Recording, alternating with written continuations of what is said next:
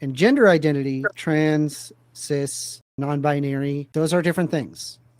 Supporting trans people doesn't erase or replace gay people. A gay man is still a gay man, and a lesbian is still a lesbian.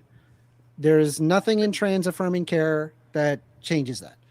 Can I just ask a clarifying question about hold on. The idea that affirming care, let him finish the time, is about converting people, right? It comes from the same fear mongering that claims that gay people are recruiting kids in the 1980s. In reality, what affirming care does do is that it gives people the freedom to explore their own identities safely without pressure from being something that they're not. So just as an example, right, I'm assuming you're from the UK, right? Under the human rights and government assessments by even right-wing government sources, the UK, they found no robust evidence, for example, that conversion therapy can change your sexual orientation or gender identity. And it often causes harm, such as depression and suicidality. So the idea that there is this empirical basis, and I can provide gov.uk. Here you go. I'll go ahead and I'll get you that just for fun. That's cool. I haven't trusted my government since the 1980s. All right. Well, I mean, considering that they're like more right wing than most other we European haven't had a right wing government since the 1980s. There you go.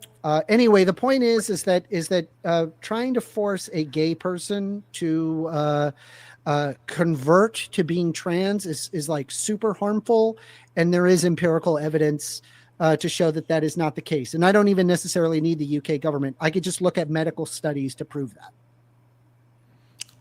Okay, thank you. Now we can get back into open dialogue. Anybody that wants to respond or speak? I'd like to ask a clarifying question. We need to keep doing the clock thing. Just keep doing the back and forth.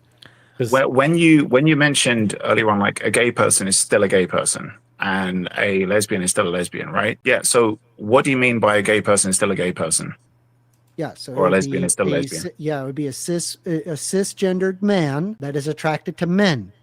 They are not trans. And how do they know that they're a cis man? You feel it internally. It's an internal sense of your gender. Now, a lot of cisgendered people, they have a difficult time kind of realizing this, but the best way that I can, can we do role describe it for people, the best way that I can describe it to people who are cisgendered, as in their sex matches their gender, is imagine that you're going through puberty, but instead of your body turning into a man, instead what ends up happening is that you have gynecomastia, and so you have you start to grow breasts instead of a large chest. So there would be something internal that wouldn't match with what's happening externally. So that's kind of what a transgender person feels. Can I give an example? Let's do a bit of role play. One second, just let me just real quick. Like I only need like 30 seconds if you're going to set the clock. Real quick. Okay. An example. Okay, like you're the doctor, I'm the patient. Okay. Doc, I'm attracted to boys. Okay.